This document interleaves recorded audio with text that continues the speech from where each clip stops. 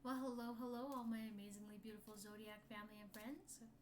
My name is Libra Empress, and we are going to be doing tarot and tarot with Libra Empress, alright? Which sounds like fun, doesn't it? We're going to watch a three-part series and it's called Three True School Horror Stories animated by IMR Scary Tales. They got really great graphics and great stories, and yeah, I like doing them.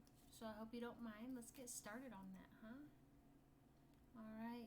Oh, and we're gonna do two tarot readings today, two dead spreads between each of the videos. So, um, my cards are shuffled. They're ready to go to speak to the dead. Let's get going, yeah. Oh, and if there I was is, 12 years old when my parents died in a plane sorry. crash. My grandpa took me in, but he was too old to care for me. My grandpa had a friend who ran a convent school in a small hill station.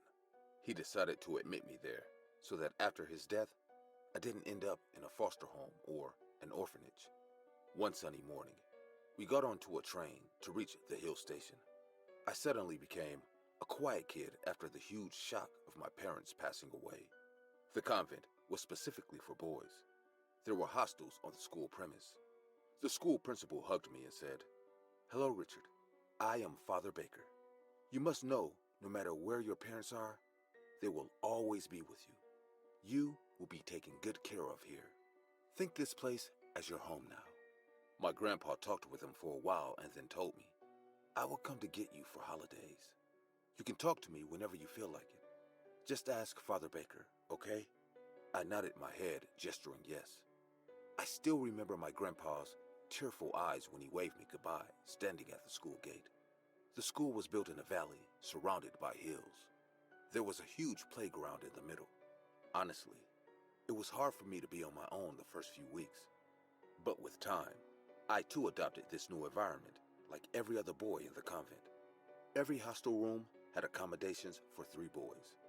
My roommates, Chris and Bernard, whom we called Bernie, became good friends in no time.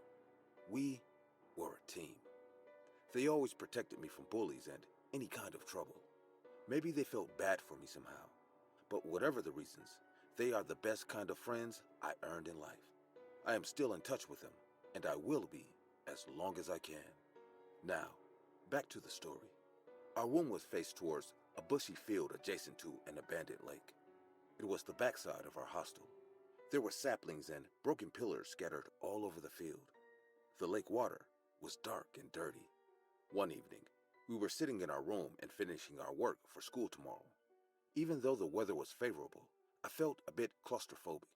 I walked up to the window, and as I went to open it, Barney rushed towards me and said in a panicked voice, "What are you doing, Robert?" I got very surprised with this sudden feat of excitement in him. I replied awkwardly, "Um, opening this window. The room is feeling claustrophobic, so I thought." Chris got up and said, "No, you must never open this window after dark. It's a strict rule. Rooms that have windows facing the graveyard should never be opened after dark." This was obviously some brand new information to me. Even though it has only been a week for me here, I knew almost. Was that a new information for you guys as well? Let me know. Because I didn't know about that until just now. That's weird, right? Let's continue on. Every small detail about this convent and this place. But I never heard that we have a graveyard near our convent. With a confused face, I replied, "Where's the graveyard? I don't see any tombstones there. I mean, even yesterday morning when I opened the window, there was just saplings and trees growing in the field with the abandoned lake at the end." Chris went back to his seat and drank water from his glass. Barney told me in a low voice, "Sit down. We will tell you." I was more than surprised to see this sudden change in their behavior. After taking a pause for a few seconds, Chris finally started to talk. Many years back, this convent used to be a royal house of a British Navy officer. His name was Gerald Shaw. Mr. Shaw had a wife named Emily. Their only daughter, Samara, died from a brain fever. After their daughter's death, Mr. Shaw somehow managed himself, but his wife Emily couldn't take the shock. Pinned down with sorrow and depression, she drowned herself in the lake. Next morning, one of their maids discovered Emily Shaw's body floating in the lake, lifelessly. Mr. Shaw arranged a funeral for his beloved wife. They buried her in the church graveyard, but next morning, everyone witnessed a terrible incident. They saw her grave had been dug up, and her coffin lying over the ground as if someone took it out from the grave. Thinking it a weird incident, they all buried her again. But the same thing happened 3 times consecutively. Every time they buried her, the coffin came out from the ground on its own. The church father then told Mr. Shaw that his wife was a sinner. As she had committed suicide, which is an offense in Christianity, the Holy Church graveyard is refusing to accept her body. Out of rage and disgust, Mr. Shaw took his wife's body and buried her in that field, which was then the garden of the house. Since then, people say Emily Shaw's spirit roams that place at night, and if anyone sees her, she tries to get their soul by killing that person. She is still buried there, and her tombstone is probably covered in weed and saplings, hiding from the sunlight. I said, "And how much of this story is actually true?" Bernie looked at me and replied, "Last year, a boy from room 707 fell asleep keeping the window open the entire night. He was alone in the room as his roommates went home for the holidays. Next day, when everyone went to call him for prayer, he was found dead. His eyes were turned to the other side, with his tongue coming out of his mouth. It was as if someone choked him to death in his sleep." Old places like this always come up with a bizarre story from its past. I got back to my homework saying, "Well, once you die, you are dead. This is the truth of life. Otherwise, my parents would have come back to me long back." Obviously, a comment like this silenced both Chris and Bernie that night. But with time, I realized how the entire school blindly trusts this story about the Shaw family. There were many rooms with windows facing the graveyard, so it was almost impossible to lock all those rooms. It even surprised me how each boy in our school solely believes this story and never breaks the rule by opening their room windows after dark. Even boys with windows facing other sides of the valley were scared to open them after sundown. I had no intention to make a fuss about all this because I hardly believed the story, and also, at the same time, it didn't bother me. So be it. I never cared about whether the window was open or closed. Holidays came and we all got ready to go home. We were packing our bags when our cleaning lady, Miss Bright, came in. She said in her caring nanny voice, "My children are ready to go home, it seems. Who will miss poor Miss Bright now?" We smiled and said, "We will be back soon and everyone will miss her." She was really caring towards all of us. She started to clean the room before holidays and we again got busy packing. Miss Bright opened the window and sunlight flooded inside the room. I went near the window and stood there silently, watching the black lake and the bushy field. Chris called me and said, "Let's go, Robert. Your grandpa is waiting downstairs." We left for home. It was a 1-month holiday. I stayed with my grandpa and had a lot of fun. My grandpa told me that my parents have left enough money for me so I don't have to worry about my higher studies and life ahead. I looked at him and said, "Grandpa, do you believe people can come back even after death?" He obviously didn't expect such a question, that too from me, so he looked at me with surprised eyes, then said, "Well, they don't have to come back if they stay in your heart. Like your parents, they never left you. They are still with you." I was expecting an answer like that, so I didn't extend the conversation. After the holidays, we returned to our school. Chris and I were downstairs saying goodbye to my grandpa, while Bernie went up to unlock our room. The school allowed us to carry our own room key. As soon as he opened our hostel room, I heard a scream. We immediately ran to our room and saw Bernie lying unconscious on the floor. But there was so much more happening other than that. The room was completely ransacked, as if someone took out their frustration on each and every piece of furniture inside the room. Not just that, there were bloody footprints all over the room floor, and the window was wide open. It later came out that Miss Bright forgot to close the window, but I was not ready to accept this explanation that some woman's ghost did this to our room. Miss Bright got suspended for a few weeks for her careless behavior. Bernie got admitted to the local hospital, and Chris went to stay with him that night. The excessive seriousness of the situation made me adamant to check out how much this ghost story was true.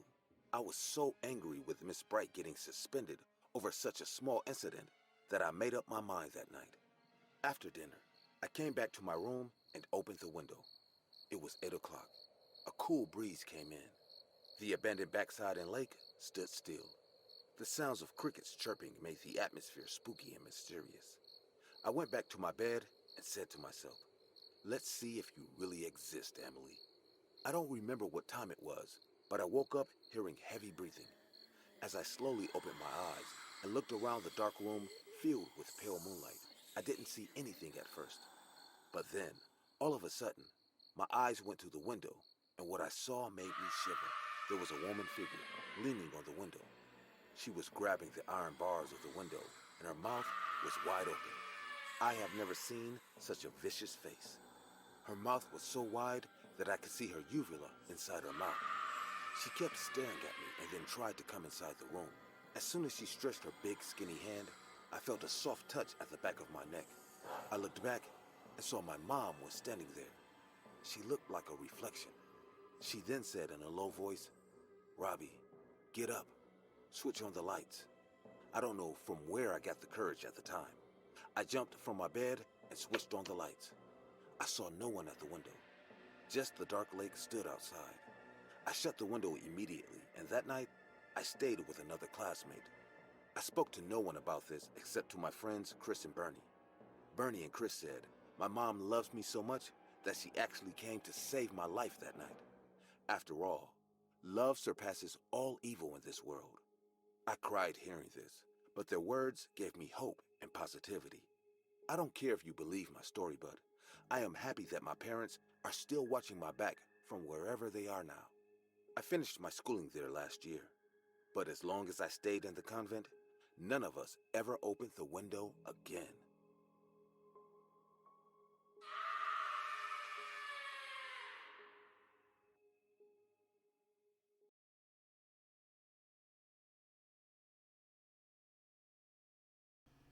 Wow.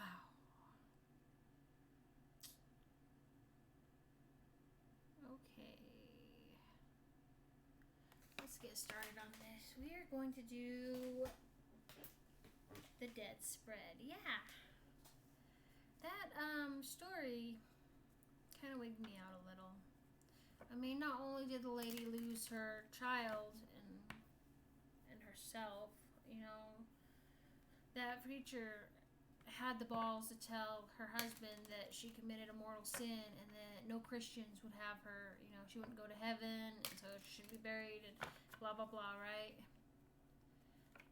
Well, I guess it all depends on who you are and what you believe, but if you're in pain, you're not in your right mind and you want the pain to stop, that's most people who feel that and then commit suicide because they're trying to stop the pain, they don't go to hell. Not like what most religions tell you. But if you're in your right mind and you decide, I don't want to be here no more, and you just like kind of kill yourself, then yeah, you go to hell. But I guess it all depends on what you believe and whatnot. Tell me what you guys believe in the comment section. Let me know.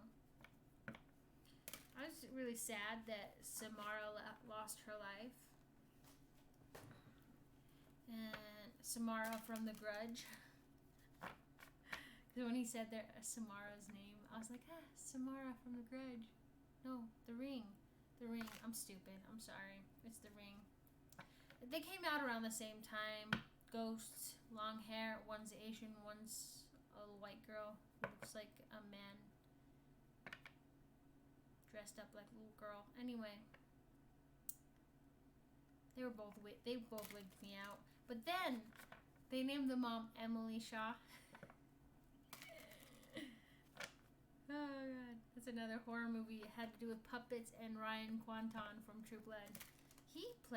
Ryan Kwanton from True Blood. He played Suki's brother Jason. So that was a really good show too. You're supposed to not scream and whatnot, make noise. There were puppets. Gives me the Wiggins. Okay, let's continue on. Sorry. Alright. Now, we're going to do the dead spread.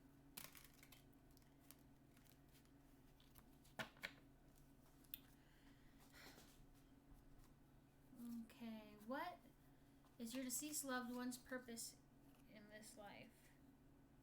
Horseman of Cups.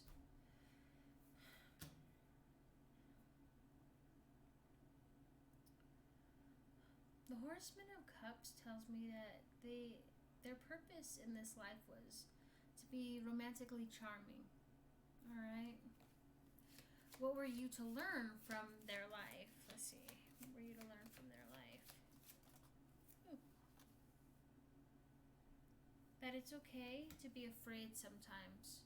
Alright? Not everybody can be strong through everything. What were you to learn from their death? What were you to learn from their death?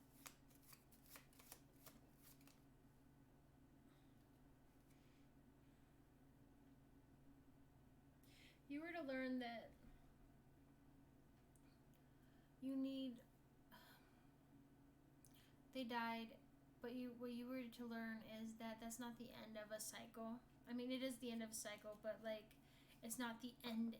I guess unless it depends on what you believe in. But with the High Priestess in reverse, this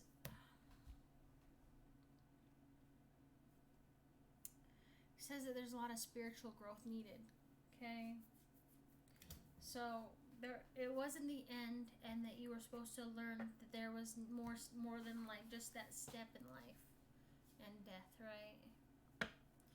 What was the reason behind their death?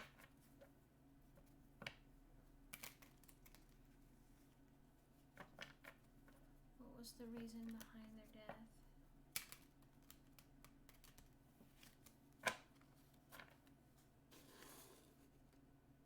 I'm gonna make sure I'm still recording, because last time I stopped recording.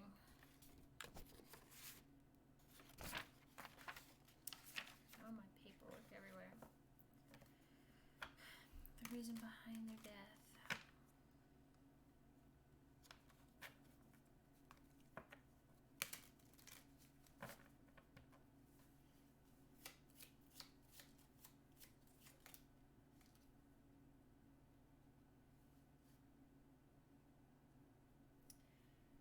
Their death was an accident.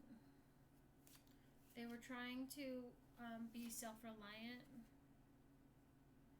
but they were very irresponsible with what they were doing. I keep seeing power tools. How will you use what you'll gain from them? How will you use what you'll gain from them?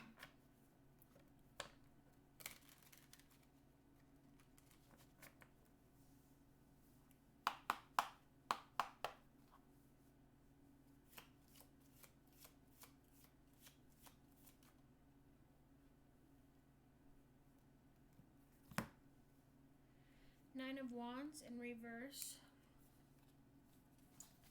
This tells me that you'll know how to judge something, right? With King of Cups. You use your heart and your mind while making a decision. The Nine of Cups or Nine of Wands in reverse. This tells me that you'll be exhausted, but it'll be worth it. Alright. What do they want you to know?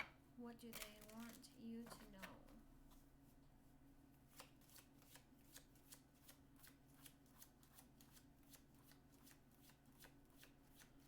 What do they want you to know? What do you want them to know?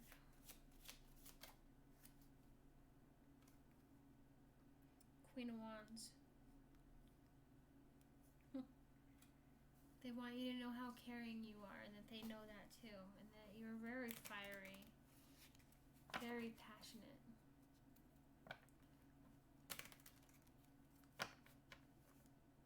They want you to know it's okay to be sacrificial with your time, okay? To sacrifice yourself for others. What is their greatest memory?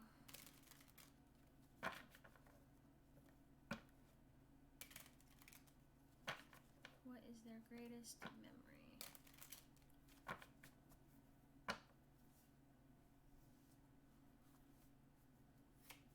What's your greatest memory? Okay, clarify. Okay, give me one more clarifier. What's your greatest memory?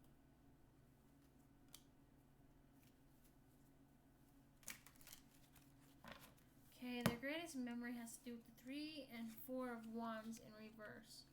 Now, the 3 of Wands basically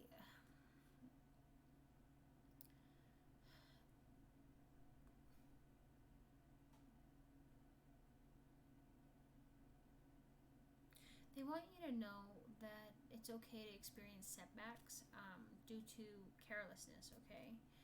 And it's okay to have instability and underlying tensions. You'll get through them.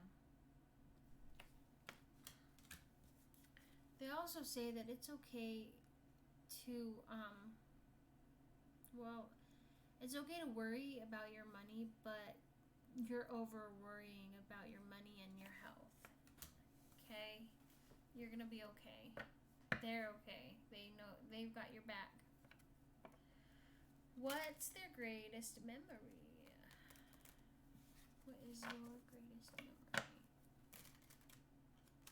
What is their greatest memory?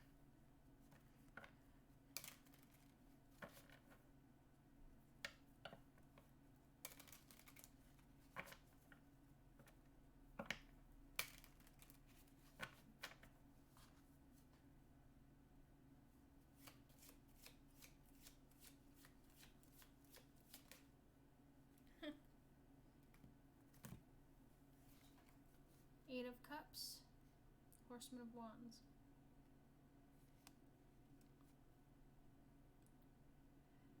Their greatest memory was being disappointed and feeling abandoned.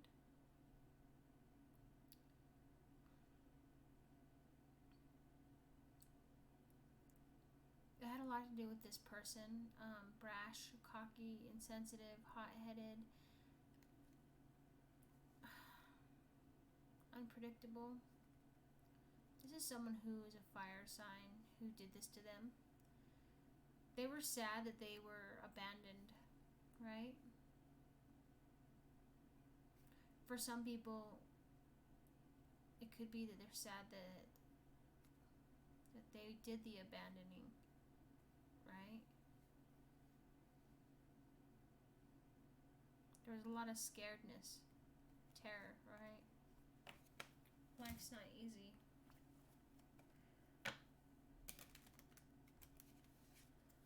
Okay, what they need from you. What do they need from you?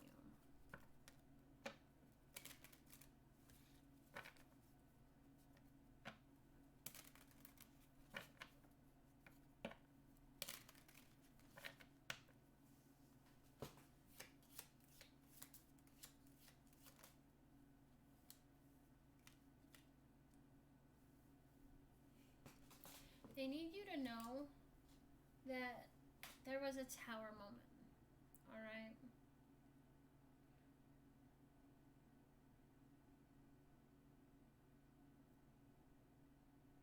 I don't know if this person was, there was a lot of legal difficulties and this person fell. But he fell with his power tools. Okay?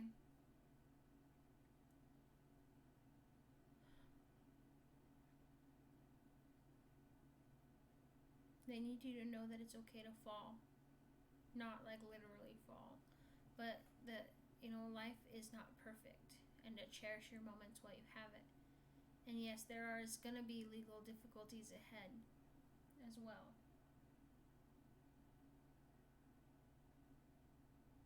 But you're going to come out of it. Alright? Unless you're the type of person who pushed them, then justice will be served. But I don't see that as something that's here.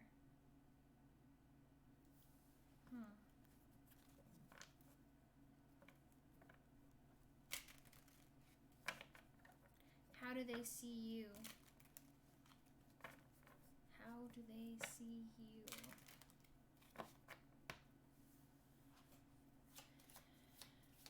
Did I do that one already? 10 of Swords in reverse. They see you as, when they see you, they're reminded of the old wounds and the unhealthy codependency.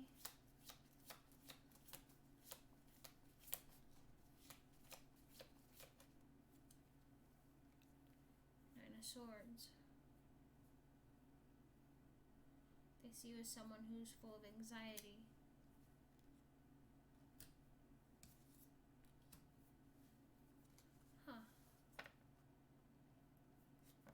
What advice can they share with you?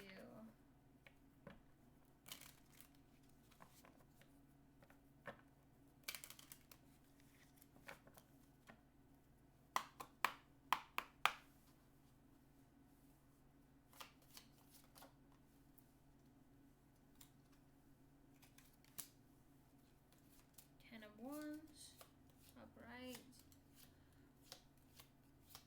The advice is that you're going to have an unclear path for a while and you're going to feel burdened.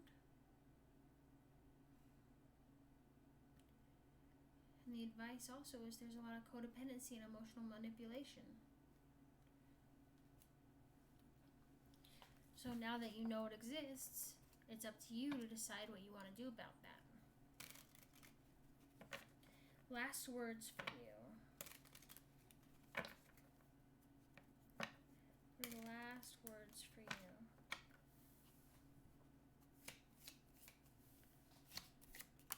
Okay. Okay.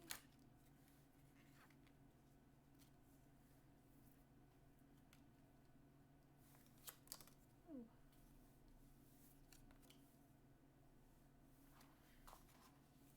Anything else? Okay.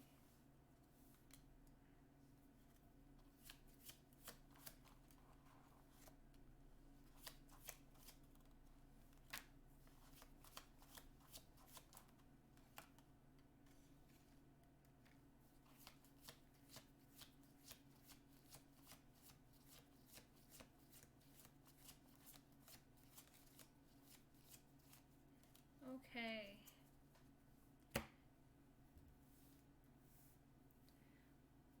Seven of Swords in reverse.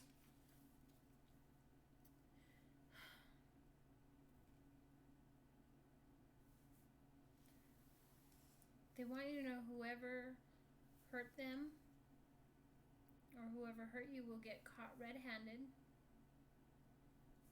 Alright. What's done in the dark will come to light.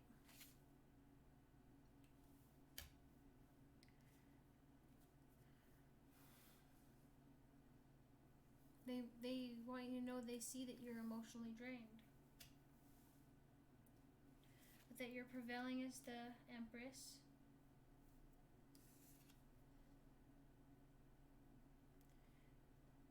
They want forgiveness from you. Right? They need forgiveness. Eight of Pentacles.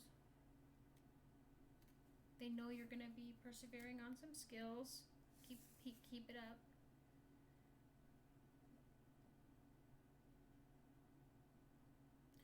They also want you to know that your established situation is very unstable. Okay? And that the Ten of Cups says that your family is very dysfunctional and has issues. Maybe since they've been gone, it's been that way. Maybe it's been that way before. Then you got the Ace of Cups here, which is there's a lack of an emotional connection between you and someone else. And they want you to bring that to light, to know that, hey, you're not even on the same page with this person. They want what's best for you. Okay? And what you're going through right now isn't what's best for you. I mean, lesson-wise, yes. Actual-wise, they want you to do better, to know that you deserve better. Okay.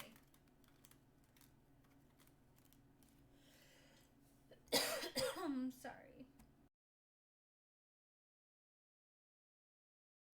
Let's continue on.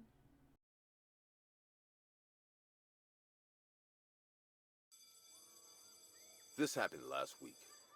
I am Sam. I study in high school. We had a teacher named Mr. Smith. He taught us chemistry. One day after class, Mr. Smith told us that he is planning to go on a long holiday, which is why he might not be present at the next classes. He told us that until our principal can arrange for someone to take his class for a while, we should prepare for our lessons on our own. Generally, everyone was excited to hear that. We all thought at least the chemistry class was going to be off period for a while. Next day, when we went to school, something unexpected happened. As soon as we went in front of the classroom and opened the classroom door, everyone screamed in horror. A body was hanging from the glass ceiling. It was our chemistry teacher, Mr. Smith. Mr. Smith committed suicide in his very own classroom. His neck snapped to the other side when he jumped from the wooden chair while trying to tie the rope around his neck. Many of the students fainted. Many started vomiting. I became numb. I stood there silently like a statue and watched his body dangling in the air. The school immediately went into a lockdown. Police cars stormed the front of the school. Our parents came to take us home. We stood outside the school gate and watched the paramedics taking our chemistry teacher's body away.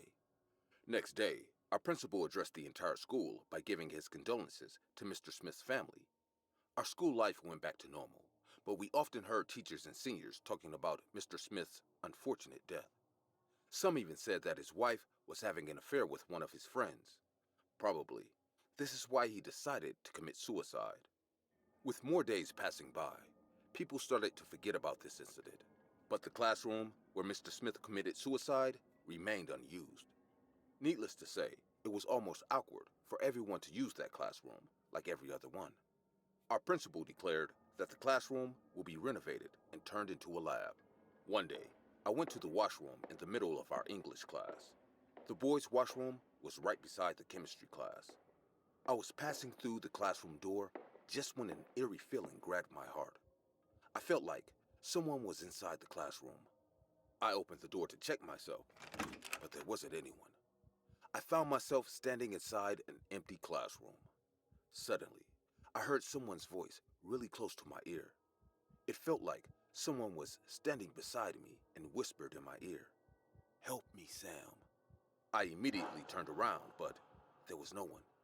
For a second, I felt as if Mr. Smith spoke into my ears. After that day, many rumors started to roam around the school. Teachers said that the chemistry classroom is haunted.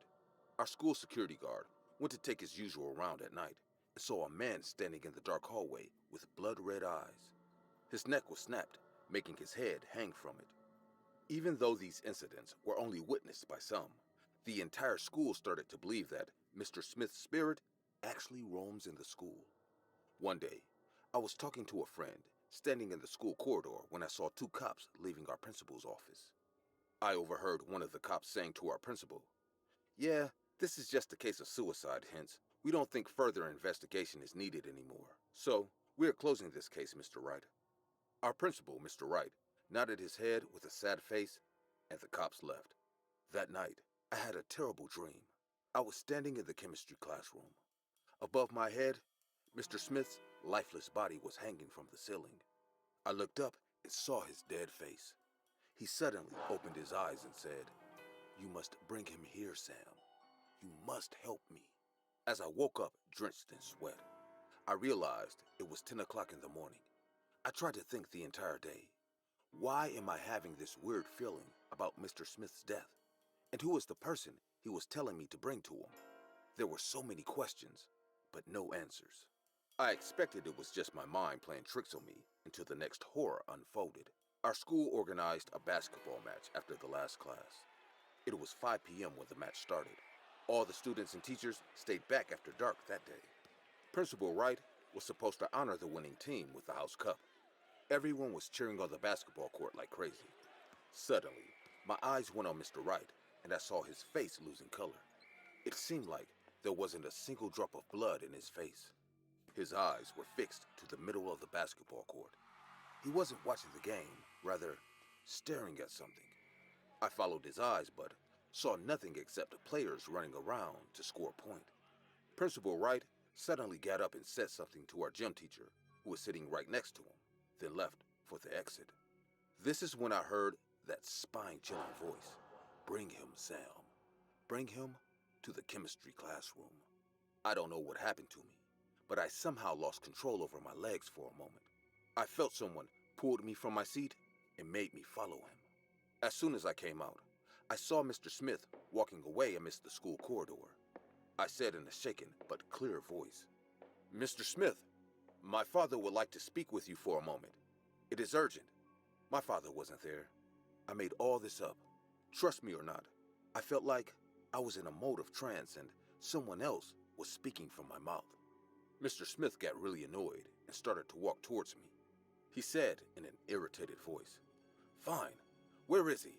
I don't have much time. I need to go somewhere. Come, let's make it quick." I took him to the chemistry classroom. Mr. Wright went inside and said, "Why did you tell him to wait here? There are plenty of places in school to talk." The classroom was, as usual, empty. Mr. Smith went inside and looked around, then said, "Where's your father? I don't see him. What kind of joke is this?" But before I could answer, the classroom door shut in my face. Mr. Wright started to scream terribly, as if there was someone else with him too. I heard him saying, "Oh my God, Smith, you are supposed to be dead." The next words that came out of his mouth were in fragments, but I could gather the idea was that he was apologizing to someone, saying that he didn't mean to pursue his wife with romantic interest and something more like that. Then he started to scream terribly. The game stopped, hearing his painful scream, and a few students came out. Everyone gathered outside the classroom. We all kept hearing Principal Wright begging for mercy to someone. Teachers tried to open the door, but nothing happened. He kept screaming for a few more minutes, and then suddenly, it all went silent. The cops were informed, and when they broke the door, we found our principal's body hanging from the ceiling in the same manner as Mr. Smith. No one could say what exactly happened that night inside the classroom. When the cops asked me, did I see anyone going inside the room with Mr. Wright, as I was the first one to reach near the classroom door, I replied, I went to the washroom and came out hearing his scream, just like everyone else. Later, a few teachers said that Mr. Smith's wife has confessed to the cops about her affair with our school principal. This is why Mr. Smith took his life, due to depression and anxiety. But no one knows what happened to Principal Wright. They think he committed suicide out of guilt, but they don't know what I know. I think it was Mr. Smith who lured Mr. Wright, using me as a medium, and then took his final revenge. But one question that still confuses my mind is that, why did my chemistry teacher choose me to get his revenge? What do you think?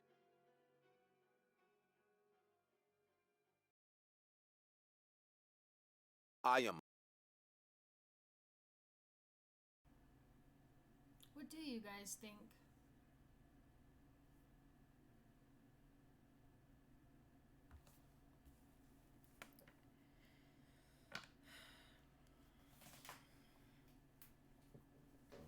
I do think he used him as a vessel to get his way, which was messed up in and of itself. But I don't know, that whole situation is messed up, you know. Alright, we're gonna do another dead spread. Let me take a drink first.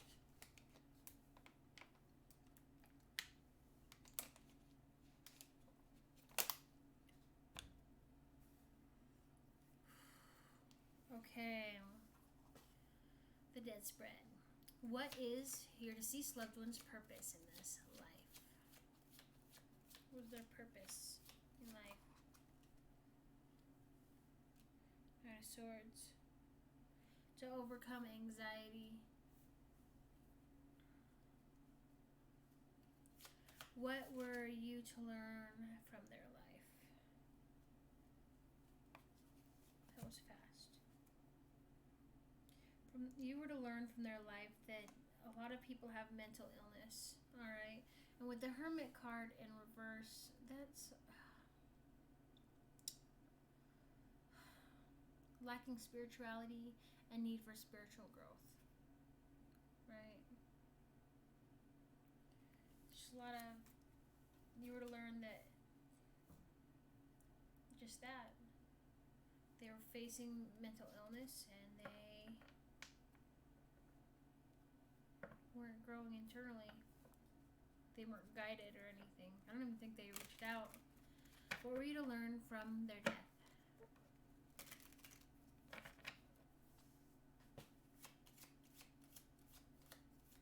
What were you to learn from their death? Seven of Cups.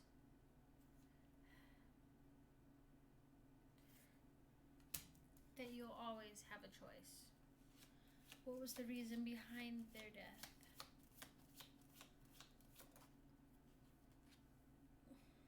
Ten of Pentacles.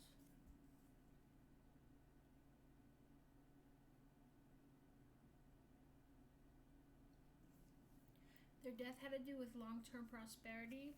So I don't know if they were murdered for their money or if they worked themselves to death. How will you use what you'll gain from them? How will you use what you'll gain from them?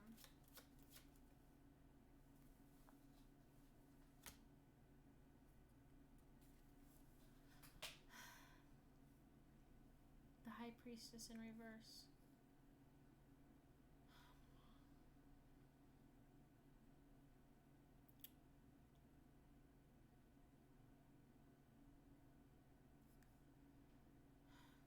You'll learn that sometimes people are out of touch with their intuition.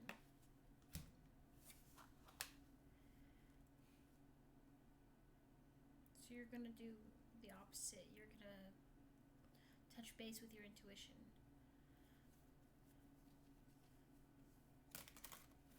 Okay. What do they want you to know?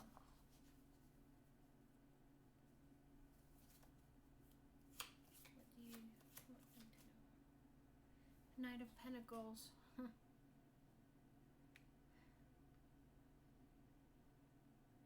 They want you to know that it's to be more self-reliant and it's okay to be that. Okay?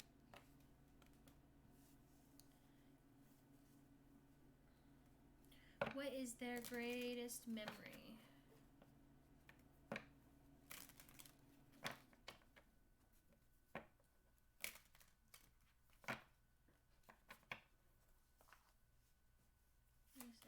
Memory. Let me set a clarifier.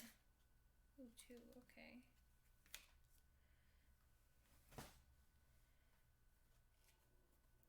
Their greatest memory had to do with the Page of Pentacles in reverse.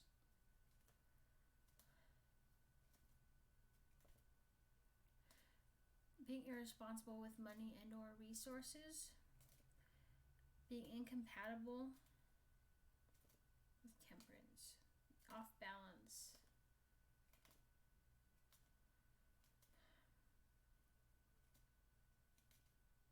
Off balance.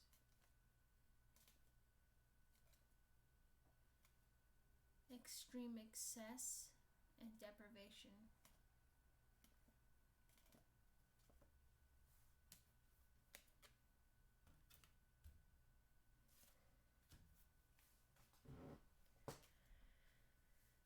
What they need you, or what they need from you. What do they need from you?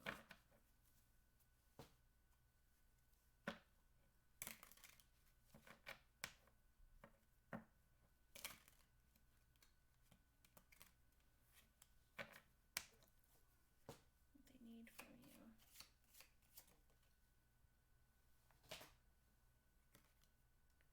Eight of Pentacles in reverse.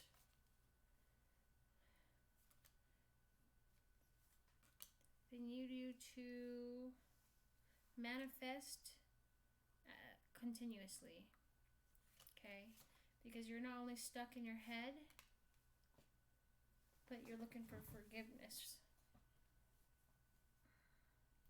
Or maybe they are looking for forgiveness. Because they're in mini hermit mode here, so...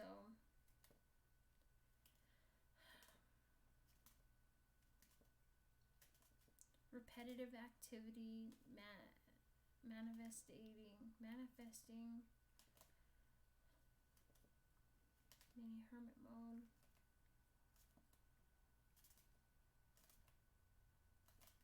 Apology and forgiveness. They need you to forgive them. Okay? They need you to forgive them.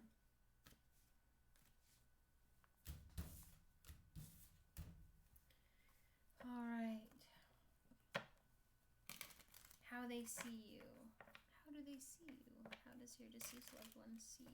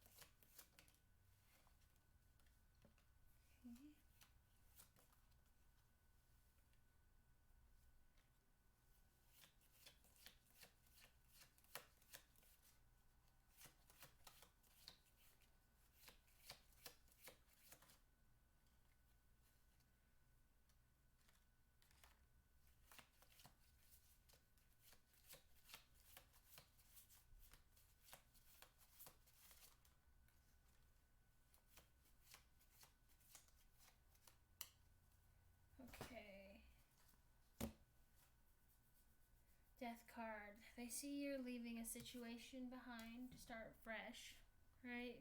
They see that you have deep-seated betrayal emotions, right?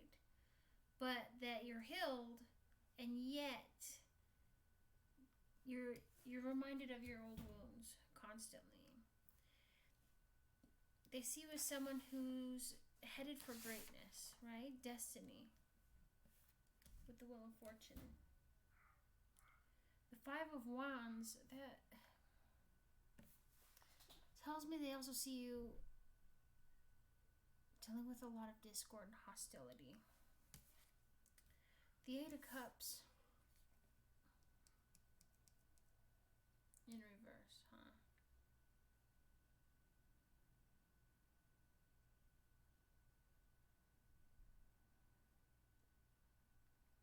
They see you as someone who's looking to fill a void, clear heartache.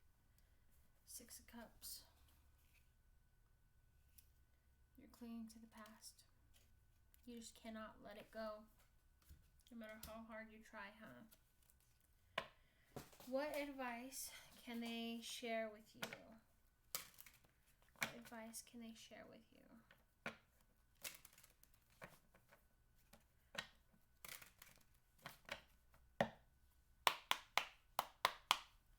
Give me some advice. Ooh. Okay, so it'll be scary taking the next step in life, right? Because you get the World card. You're not going anywhere, but at the same time, you're definitely not done with the situation. You've got a lot of anxiety. You're afraid of change, right?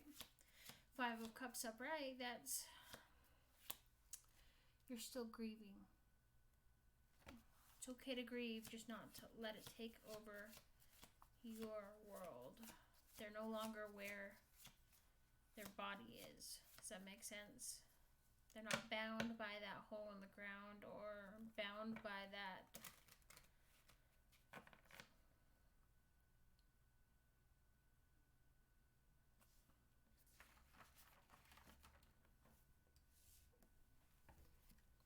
They're not stuck in that vase, you know, the one that's on the mantle or wherever you have it. You know, the one where it's red but it's like a faded dirt brown red, like maroon. Yeah, that vase. They're not stuck there. Okay? They're definitely not stuck there. They walk around and they talk, but nobody's listening. They see a lot of people as they walk around. They're kind of like, they see other people, but it's like the other people don't see. Like, a lot of people who are dead, they don't know they're dead, so they're just kind of stuck staring off into space. Like, not literally up in space, but like staring ahead, but staring at nothing, you know? It's like a purgatory. Last words for you. What are their last words for you? Put that there. Their last words.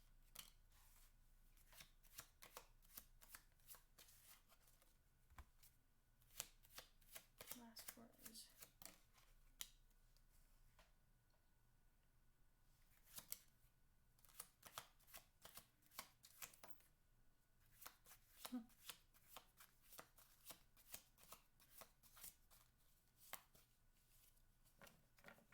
Okay, they gave me 3 cards.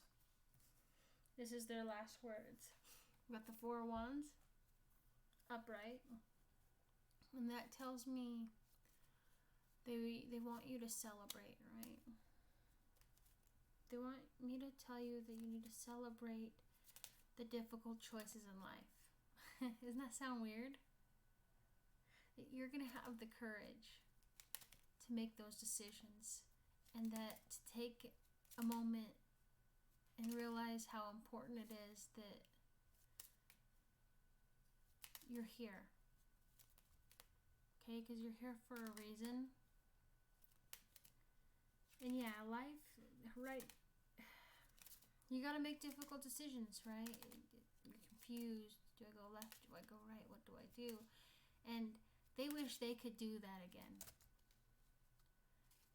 So you need to have courage when it comes to that. To celebrate the small moments in life, because they are a blessing. You are a blessing. Alright, let's continue on with this video, and then we'll be done here. Here we go. Miley from Australia. This happened when I was studying in high school. Our school used to arrange field trips for students of every batch. The field trips varied on the subject teacher who was in charge of it. For example, our history teacher often took us to archaeological sites or museums. Almost every student took part because field trips carried good grades and it was more exciting than any boring lecture. My friend Corey and I decided to attend an upcoming field trip. Our teacher, Miss Williams, gave us a form and told us to bring it back with our parents' signature on it by tomorrow. The destination of the field trip was Lake Mungo. For those who aren't aware of this venue, let me give you a brief idea of this place. Lake Mungo is a dry lake located in New South Wales, Australia. The lake is the central feature of Mungo National Park and is one of 17 lakes in the World Heritage. Many important archaeological finds have been made at the lake, most significantly, the discovery of remains of Mungo Man and Mungo Woman, the oldest human remains in the world to be ritually cremated. The night before the field trip, Corey stayed with me. After dinner, we went to my room and started to finish packing. Corey suddenly said, "Do you know, there are rumors of that place carrying bad omens." I looked at her with surprised eyes and said, "Stop talking like a freak." She laughed and said, "No, it's true. I read about the place. This is probably the most ancient burial ground in the world so far." I said, "Yeah, I heard that too. Why is Miss Williams even taking us to dead people's land? I mean, there are so many other places to see." Corey mocked me and said, "Why? You scared, butterfly?" And started to laugh. I rolled my eyes and didn't reply to her nonsense. My mom came upstairs and said, "Have fun on your field trip, girls. Now, get some sleep. You will have to wake up early tomorrow." We chatted for a few more minutes and then fell asleep. The next morning, we got onto the school bus and our journey began. The vast empty fields surrounded by small brown hills was quite a sight to watch. I slowly rolled down my window, and cool air refreshed my mind. Other students were making jokes and pulling each other's legs. But suddenly, Corey again brought up the topic of how Mungo Lake is haunted by ancient demons, and everyone got busy talking about that. I, on the other hand, was feeling really irritated with this baseless discussion, so I plugged in my earphones and started to enjoy the ride. The sunlight wasn't too bright that day. A partially clouded sky made the weather ideal for a thunderstorm. I heard Miss Williams tell our bus driver, "We need to hurry. I don't want them to stay over after dark." We reached our destination around 3 p.m. Even though it was afternoon, the dark clouds surrounded the entire sky and the sun disappeared into them. Miss Williams started to tell us about the historical records of this place. Everyone took notes on their own for their project. Groups of people went on exploring the place on their own. It was a deserted land. No one would believe that this place used to be a lake at some time. Corey and I ventured on our own. I was looking around trying to find something unique when an area caught my eyes. The place was filled with huge rocks scattered here and there. I saw a rock about 10 to 15 hands distance from me. The reason why it caught my attention was the graffiti made on it. I told Corey, "I'll be back in some time." She went to another group of girls saying, "Okay, don't go too far." I then walked towards the rock. As soon as I reached near it, I saw tribal human figures were drawn on it. The drawings no doubt felt ancient. After looking at them carefully, I realized these aren't some random drawings. There was a story in them. A group of people seemed to worship One of the main differences from temporary dentures that patients get after implants. a stone-like figure. The figure had no shape except it was red in color. Then, the stone started to reflect light in the next sequence of the drawings. At the last one, the people lied on the ground dead while a black wind seemed to go into the stone. Obviously, I didn't understand what it was, but I knew they were performing some kind of ritual. I was thinking to ask Miss Williams about it when suddenly a flash of lightning struck in the distance. Raindrops started to fall from the sky, and everyone decided to head back. I ran towards the bus, and we started for home. After coming back home, I made a sketch of that drawing from my imagination so that I can show it to our history teacher the next day. Next day, when I reached school, I saw Corey standing in the hallway while 3 girls gathered around her. She was showing something to them with her bright eyes. I walked towards the group and noticed Corey holding something in her palm. I asked in a curious voice, "What's going on here?" Corey said, "Look what I found yesterday," and showed her palm to me. As soon as I witnessed the thing in her hand, the hair at the back of my neck stood up. It was a small red stone, exactly like the one in the drawings from the lake. I said, "You shouldn't have taken this from the site, Corey." Corey said, "Relax, this is just a rock. I'm going to make a chain and wear it. I just thought it's pretty, so I took it. No one's going to send me to prison for stealing a useless rock, Miley." I know it might seem I was overreacting, but something in my heart kept telling me it wasn't just a rock. I didn't say anything more to her because I knew she is not going to believe me anyway. During recess, I went to Miss Williams. She was sitting in the classroom, working on her own. I said in a low voice, "Miss Williams, can I come in?" She looked at me over her glasses and said, "Why aren't you at the cafeteria eating lunch?" I smiled awkwardly and said, Yeah, I just ate. I actually have something to ask you." She said, "Sit down. What is it?" I showed her my copy and explained everything. She took a good look at my drawings and appreciated me for having an eidetic memory. She then said in a serious voice, "According to my understanding, I think this is a worship ritual. But this is not just any ritual. It's probably a cult ritual." I looked at her with a confusing face and said, What does that mean?" Miss William pointed to the drawings and said, "Here, you see this rock? This is not just any rock. This is a symbol of Mungo's people's Dark Lord. Because in the next picture, they are offering their souls to the Dark Lord, which is why this rock start to enlighten.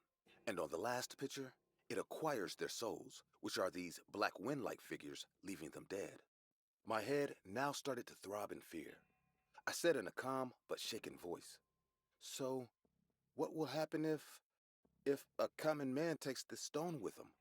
She smiled and said, "Well, I can't say how far all of this is true, but any object involved with ancient ritual is said to be cursed. Using that object from a layman's perspective or moving it away from its site are said to cause huge trouble. But why are you asking me this?" I changed the topic saying, Nothing. It's just something came to mind. That day, while going home after school, I told Corey, listen, you must get rid of this stone, Corey. I mean, you were only saying the other day how haunted that place is.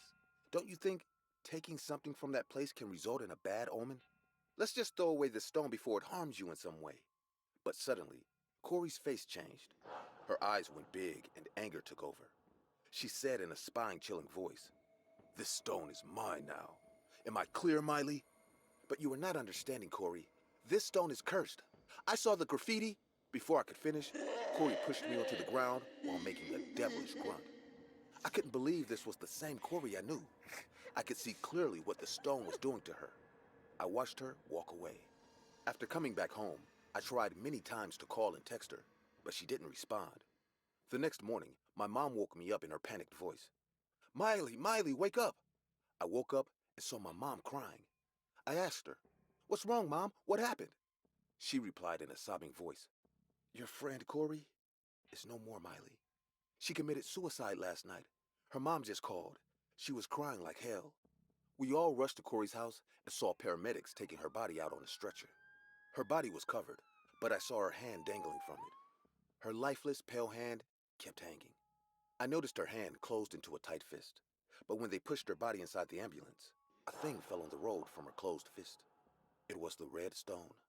Corey's mother told us she found Corey lying on the floor. She slashed her own throat with her kitchen knife. They have no idea why she did that.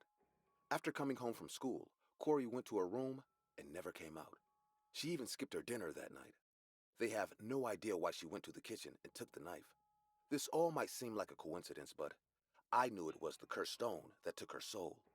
I picked up the stone from the ground and took it back to Mungo Lake the next day. I couldn't find the site with the graffiti this time, but I threw the red stone into the sand and came back. I feel extremely sad that I couldn't save my friend from getting involved in an ancient curse.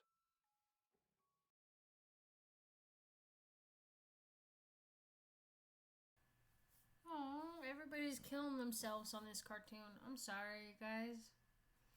If anybody out there feels as if they need to do that, don't. All right. Um, Research the suicide hotline, or you could message me on Facebook Messenger and tell me how you're doing.